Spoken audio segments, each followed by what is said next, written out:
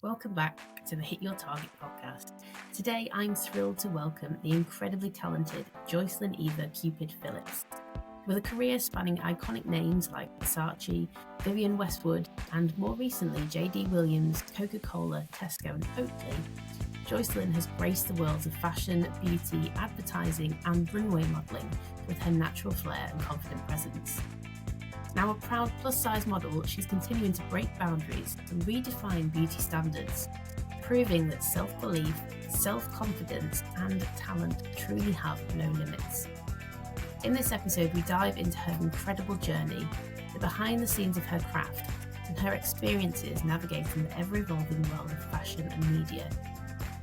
But that's not all, because Joycelyn is also a fierce competitor in the cutthroat world of fashion, constantly evolving her craft and challenging the norms. She also shares her secrets on staying youthful, spoiler alert, no makeup required, her top tips for nailing the perfect pose in any photo, and the resilience it takes to thrive in such a demanding industry. This is a conversation you won't want to miss, so let's dive into Joycelyn's fascinating journey, her insights into beauty and self-confidence, and the lessons she's learned along the way.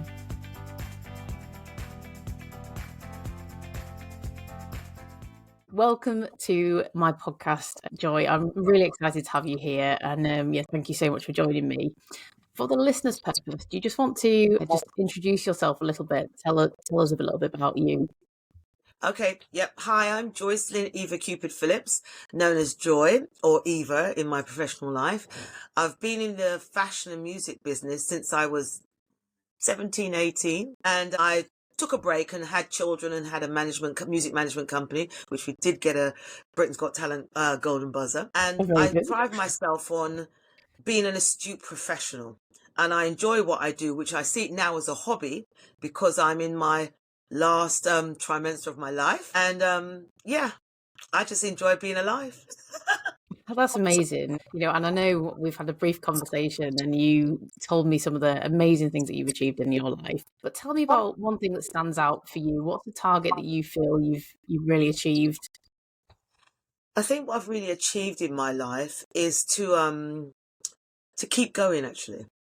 Because some people tend to get to a certain age and they start thinking about what they haven't done. But it's not about what you haven't done. It's how you learn from the things you've done. And I mean, I've been on covers of magazines. I've traveled all around the world working. I've sat with royalty, the richest man in the world, unbeknown to the other one we think is the richest man in the world. I've sat in the biggest private palace in the world. I've met loads of celebrities, Hollywood royalty, and I see them as normal people because when you actually get away from the shock of, oh my God, I'm so intelligent, they're actually quite friendly. Yeah. And I have to say that, when I was speaking to you and you said, I've modelled for Vivienne Westwood and just been at was it the MTV Awards or something that you were talking about? Yeah. And I was like, goodness, wow. But yeah, it is, I think, having that kind of just treating somebody as though they are just a normal person. Because that's the thing, because I mean, I can tell you one story. I was going for a rehearsal in a known dance studio and I was going up and Sean Connery was coming down and I saw him and I thought, God, who's that? I thought, oh shit, Sean Connery. So I said to him, oh, hi, how are you? Because that was just a natural reaction and we had a little conversation. And funny enough, the following week, I saw him crossing the road to go to lunch in the front. And I said, oh, hi, how are you? Where are you off to? He said, I've got a lunch in the Ritz. And it was like, oh my God, he's a new friend. Because I didn't say to him, oh, can I take a picture with you? Oh, can I have a picture? He was just quite normal. And he's tall. I didn't realize he was tall. Very tall. Yeah. But it's a interesting, handsome man. Handsome. Yeah. My thing is just to go through life enjoying everything you do. If you're not enjoying it, there's so many other things you can choose or adapt to or change. Again, the choice is down to you as an individual. Yeah. And I think, there's a lot around the environment and who you surround yourself with as well.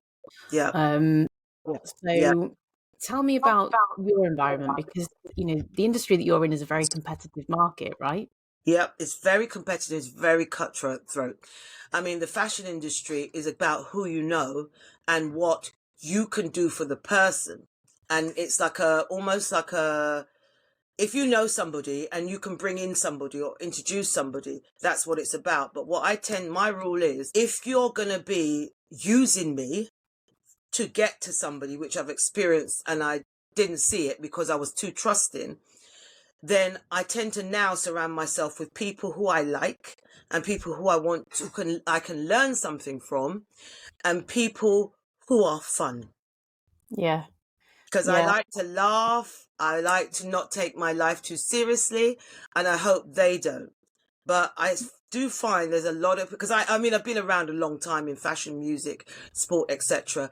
And I tend to get a lot of people come with a sneaky, snaky kind of way. They ask a lot of questions. Beware of people who ask a lot of questions.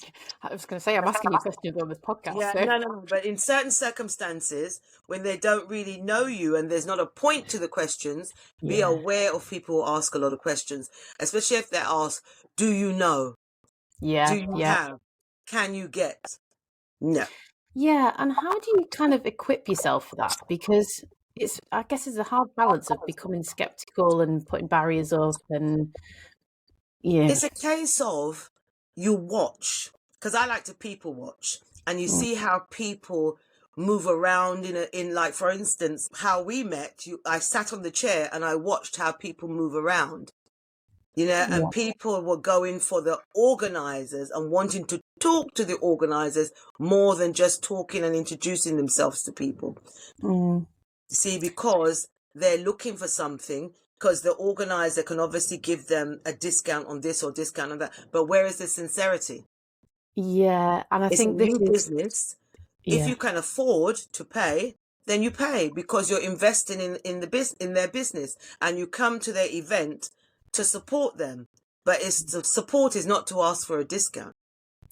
Yeah, and I think this is a common sort of misconception with networking as well. And I find it really creepy in that some people will just come up and just want to sell, and then they're not interested, then they walk away, and you think, no, I don't go with that. Walk away, but what do they leave behind? Yeah, because I think, I mean, from the event that we went to, I was just glad to be in the room, to be honest. It was a really nice experience, and I met some lovely people. Yeah. But I never go with an intention of I'm here to promote myself.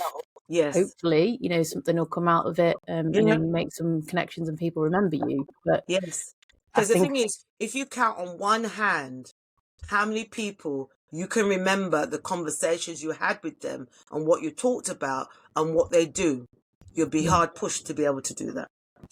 And that's when you know that you've been to an event. If you can, if your network, you've gone to network, and then you've got, say, 10 numbers, and of the 10 numbers, you think, well, if 3 can benefit you in your business, or you, like we're doing this podcast, and they can come into that circle, then you've done well. Because most people talk a good game.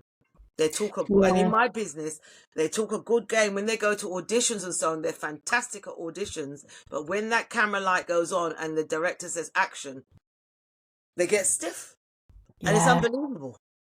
Yeah. So there's a whole other podcast on that. But that is really interesting. And I want to just touch back on when you're saying about, the industry as it is. And obviously you're passionate about aging and, the perception around that. So tell me what it's like now for you. Oh, what it's like in aging now. The industry's completely changed. And I would say in the last 5 years, where clients and companies and brands have realized that not all size 8 people eat cereal. And so on and so forth. And also, not everybody who goes to the supermarket is between 18 and 25. So what they've pulled in is they've gone down looking at regular people. People relate to regular people, because if you're a 50-year-old woman, for instance, and you see a 20-year-old girl modeling a product on a TV show that's meant for you, you're going to say, oh, that's more for my daughter, because the person who's wearing it. So you're not going to look at it as something for you. So now, if you watch commercials now, you'll see regular Girl Next Door, because Girl Next Door was before a Barbie. I don't know how many Barbies living next door to me. Yeah. Yeah. Now what they do, they've realised there is a big market for the grandmas, and even the 45 to, there's 45 to 50, 55, then there's 55 to 70, even some castings that ask for 70 to 90. Wow. Yeah, so it's complete. Before they would just make you up to look old, but now they actually want older people, which for me is fantastic because I'm moving towards that older 60s person. And another thing that's come tenfold is sizeism. Before, a plus model was a size 12, and we know that as a plus person. So, but now a plus is 26. Yeah. Yeah. And before you'd fill in a form for an audition, a casting, and you'd think, oh God, my size, what should I put down? Let me just put down a 14 and then I'll just bring my own clothes. So I'll be fine. No, you can put down 18, 20, they got your size. And it's such a relief because before you'd feel embarrassed if you were anything more than a 16. But no, they don't judge you now. Nobody is judged for age or anything like that. Yeah, and that's amazing. So I think, that's a big step forward in society. Yeah, because it's inclusive now. Everything, there's a lot of diversity and there's a lot of inclusion. My biggest cross is my skin, because I have good skin. Yeah. So if I do an audition for anything, I'll just do it with no makeup on. Yeah. And they said, oh, we wanted no makeup. And I said, I haven't got any on. And I literally have to take the tissue and move it like this. Yeah. And, you told me at the beginning of this that you don't have any makeup on. And no makeup on. None. Yeah, definitely no makeup. Yeah. But again, as a professional, an old school professional, what you do, some women, they'll wear makeup every day. They'll get up, regardless if they're going in and out or whatever the case may be, they'll put makeup on. And your skin needs to breathe. And I have a very, very strict skincare routine, which I can share with you. But again, you have to use a makeup remover. It doesn't have to be a cream. It can be a wash-off one. And then before you put your moisturizer on, use a good toner. And there is a toner on the market that has a serum in. Fantastic. Oh. You use an eye cream. Always use an eye cream. And the difference, the eye area is the most delicate area of your skin. It's the thinnest part of your whole, the skin is the thinnest part of your whole body. So you cannot rub and pull. Some people, they put in the eye down to put the eye, no. And when you put the eye cream on, you just dab it on and then you leave it to adjust to your body temperature. That's important. And then you just pat. For a minute. Get up 15 minutes earlier to put your face cream on. And then you put the serum on and you do your forehead, your cheekbones, and just there. And you're under your chin. People don't put moisturizer under their chin. Don't forget about this area here. You have to put moisturizer there, because then you get all the pulling from the dry skin for years, and then you get that pulling on your neck. See, I have nothing on my neck. Yeah, I mean, you have got the most fabulous skin.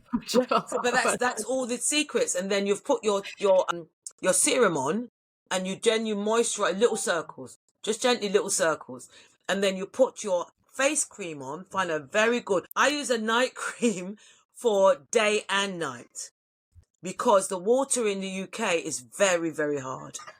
Yeah. I never thought of doing that. That's a great tip. Yes, night cream for day and night, because the day cream is much lighter than the night cream. Yeah. So, and also when you put the cream on, you just do little dabs, let it adjust to your body temperature.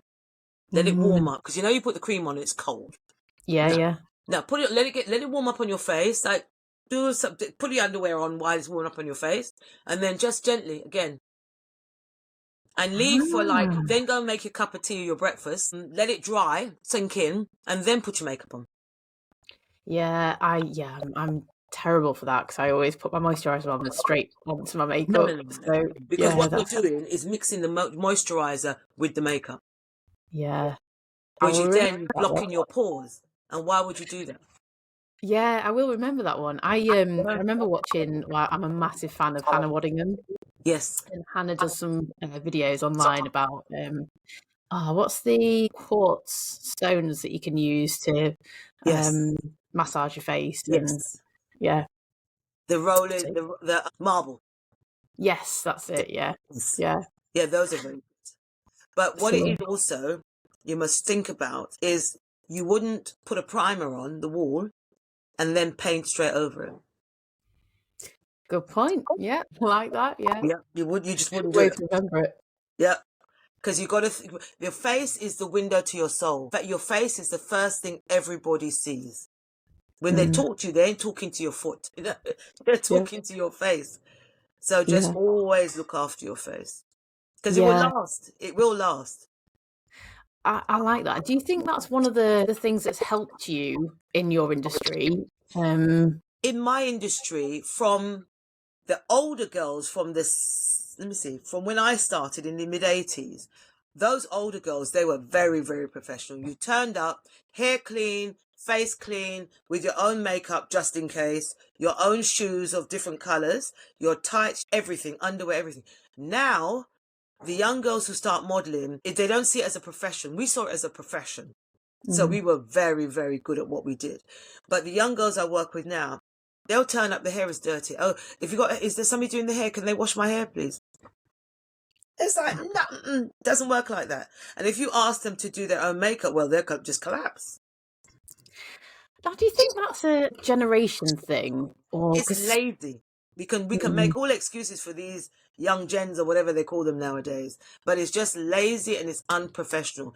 If you are working, you're a young person, and say you're working on a building site, you're not going to turn up without your hard toe shoes or your hat because you will not be working that day.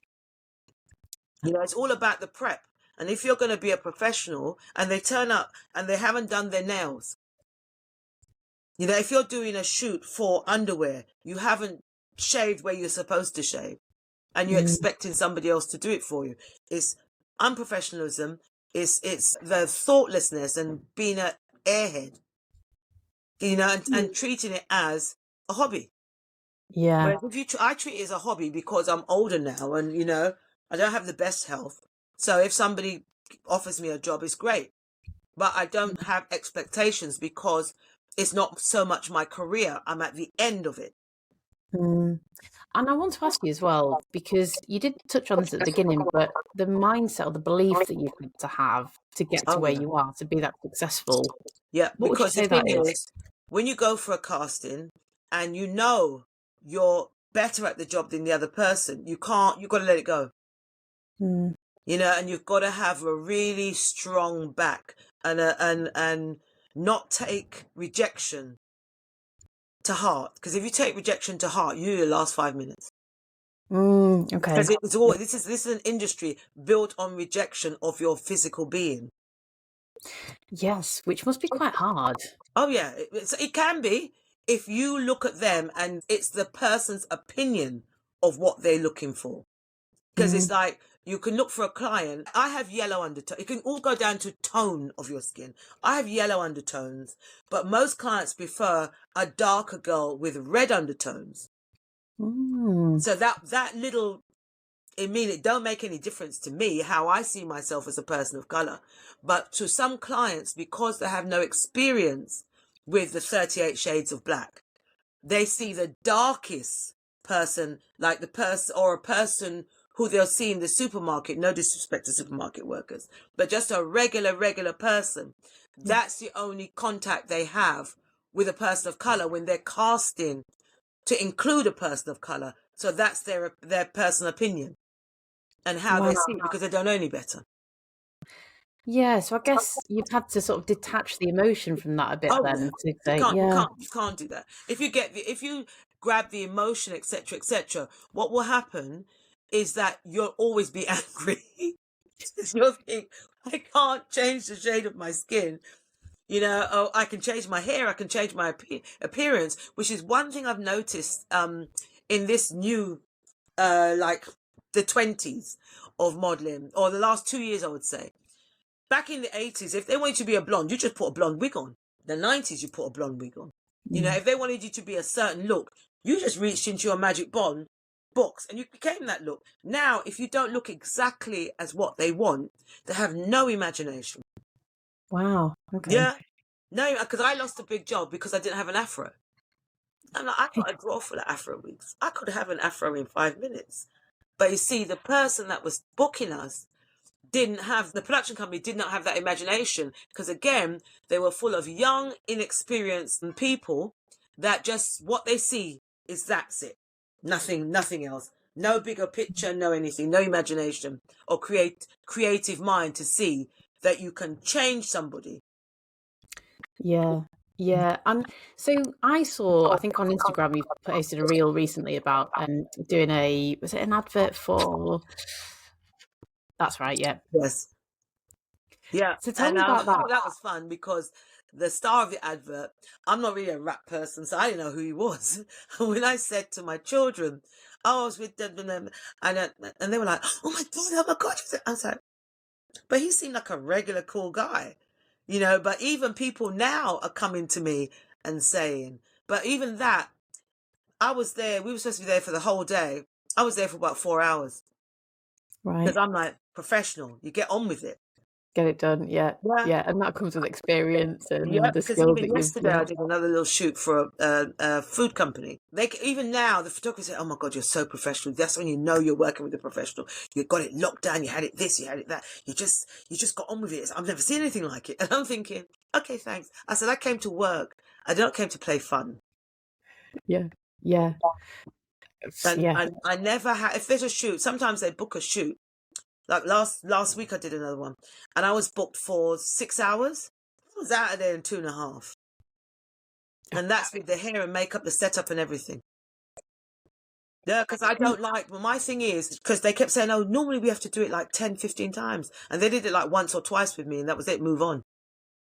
And they said, I've never seen, and again, they were saying, I've never seen anything like it. But back in the 80s, when us girls were with a really well-known agency called Gavin's Models, and Gavin was fabulous. And all us girls from there, when I work with any of the old girls who are still doing it now, and we're doing a job, the clients always said, oh my God, you girls are so professional. We don't have that with the younger one. But all it is knowing what you're doing. And believing in knowing what you're doing.